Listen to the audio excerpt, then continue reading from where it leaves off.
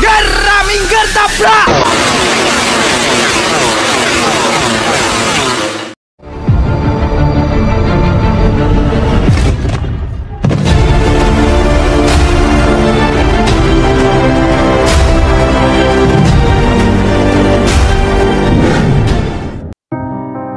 Assalamualaikum warahmatullahi wabarakatuh. Sebuah pertarungan di atas aspal panas sirkuit dengan detak jantung yang tinggi pada musim 2022 mampu membuka sisi dalam tentang makna sebuah perjuangan.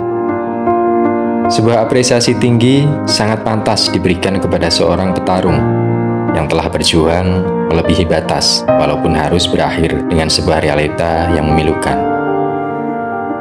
This is Fabio Quartararo, Superman from Yamaha. El Diablo, sebuah julukan akrab untuk seorang Fabio Quartararo.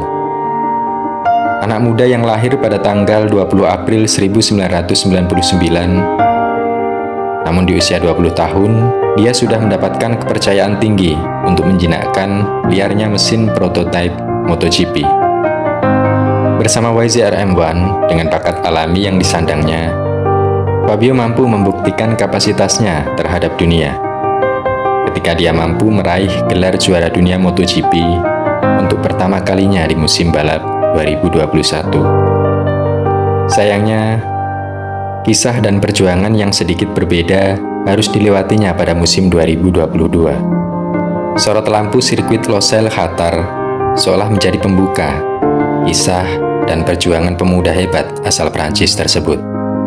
Dengan mengawali start di posisi ke-11, Fabio hanya mampu menyelesaikan balapan di posisi ke-9.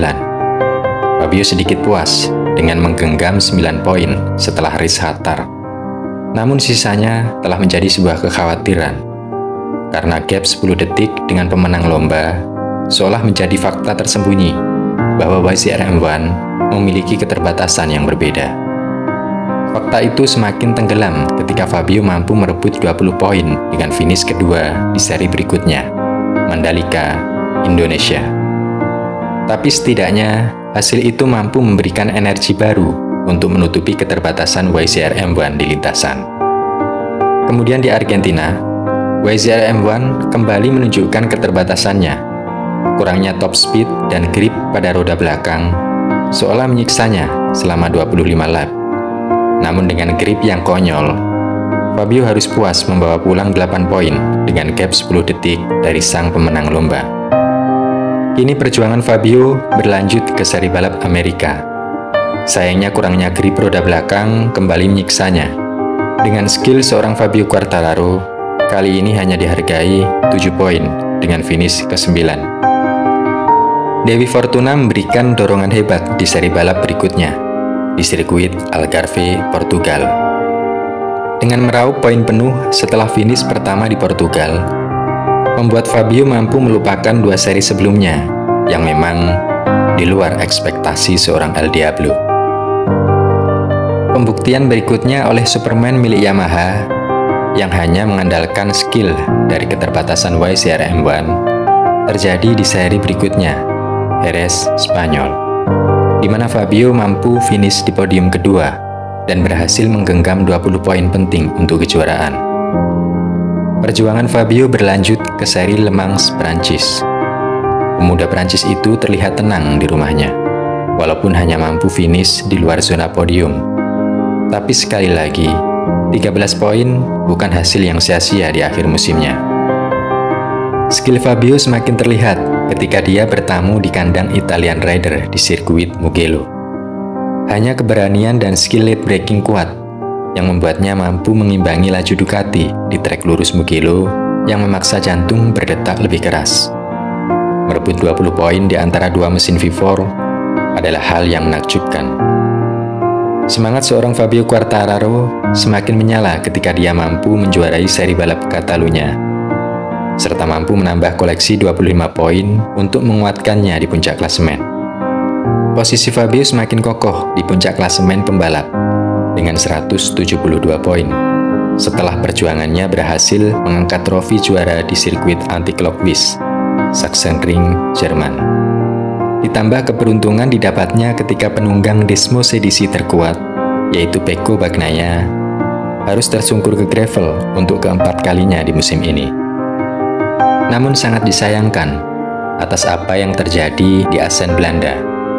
Fabio tidak mampu menjaga momentum ketika dia unggul 40 poin dari Alex Espargaro dan 91 poin dari Pecco. Fabio nampak begitu gelisah ketika melaju di belakang gerombolan mesin V4 yang ada di depannya. Naasnya, dia harus puas mengakhiri cerita di Assen tanpa poin setelah mengalami crash 2 kali yang harus memaksanya kembali ke pit lebih awal. Bencana mulai dirasakan oleh Fabio ketika melakoni balapan di Silverstone, Inggris. Fabio mampu membawa pulang 8 poin ketika bendera finish berkibar. Namun back-to-back Pecco menjuarai seri balap Assen dan Silverstone cukup menjadi bukti bahwa Pecco telah lebih dekat dengan potensi paket Desmos edisi GP22, dan itu adalah bencana bagi Yamaha. Kekhawatiran seorang El Diablo terbukti ketika Pecco kembali perkasa di seri balap Red Bull Ring, Austria, di mana Pecco mampu mencetak hat-trick kemenangan, dengan Fabio yang harus puas finish kedua dengan 20 poin penting. Perjuangan keras Fabio harus berlanjut ke seri balap San Marino. Mendapatkan 11 poin memang berharga bagi Fabio. Tapi keberhasilan Pecco menjuarai seri balap 4 kali secara berturut-turut, sekaligus mengumpulkan 100 poin dalam 4 kali seri balap, seolah menjadi masalah besar yang harus dihadapi El Diablo dan Yamaha. Ketidakberuntungan Fabio kembali terulang di Aragon, ketika Marquez dianggap sebagai senjata ampuh untuk menghentikan Pecco dan Ducati lainnya, malah menggoreskan cerita buruk di awal lomba dengan luka bakar Fabio yang memaksanya kembali ke pit lebih awal dengan wear pack yang terbuka tanpa menargetkan sebuah poin. Kemudian nuansa bunga sakura di Jepang seolah menjadi peredam panasnya persaingan kejuaraan antara Fabio dan Pecco. Bertarung di sirkuit Motegi yang menyiksa kondisi ban membuat mereka berdua kesulitan menargetkan poin lebih di 3 besar.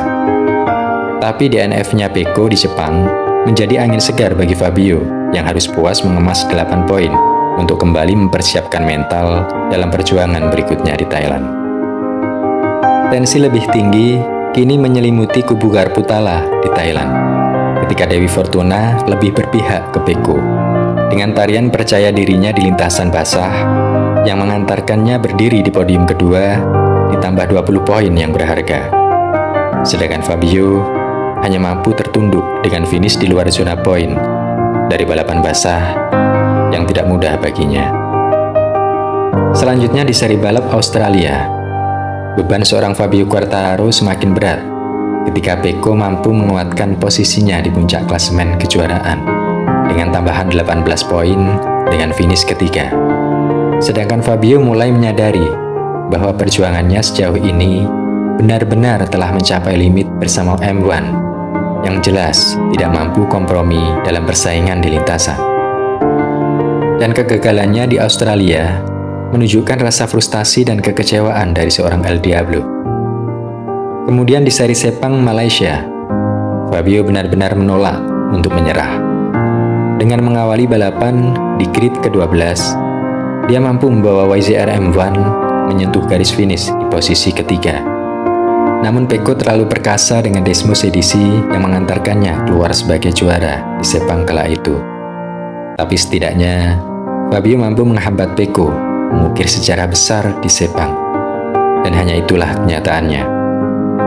Ketegangan semua orang di sirkuit Valencia mulai terasa ketika lampu hijau menyala. Fabio langsung menekan M1 untuk melesat selepas start, karena kans Fabio hanya bisa dipertahankan jika dia juara di Valencia. Sayangnya, Pecco bermain sangat tenang dan cerdas. Secara matematis, finish ke-14 jauh lebih berharga bagi Pecco daripada tersungkur dan menyesali hasil akhir musim untuk kedua kalinya. Dan pada akhirnya, Pecco mampu membawa Desmos edisi dengan 1 winglet finish di posisi ke-9, sekaligus mampu membawa Ducati menjuarai MotoGP 2022 setelah bersabar selama 15 tahun. Sedangkan Fabio harus rela melepas gelar juara dunianya untuk Pecco dan Ducati. Tapi apresiasi setinggi-tingginya sangatlah pantas tertuju untuk seorang Fabio Quartararo yang selalu membakar semangat dalam keterbatasan kuda besinya selama mengarungi pertarungan di musim 2022. Pecco dan Ducati pantas berpesta. Namun perjuangan seorang Fabio Quartararo dalam menutupi kekurangan YZR-M1 wajib diselamatkan oleh Yamaha di musim-musim berikutnya. Keep strong, Fabio. You are a different man on the track. You will still be a hero without a title. You are a special one. Akhir kata, wassalamualaikum warahmatullahi wabarakatuh. See you next time, and thank you for watching my video.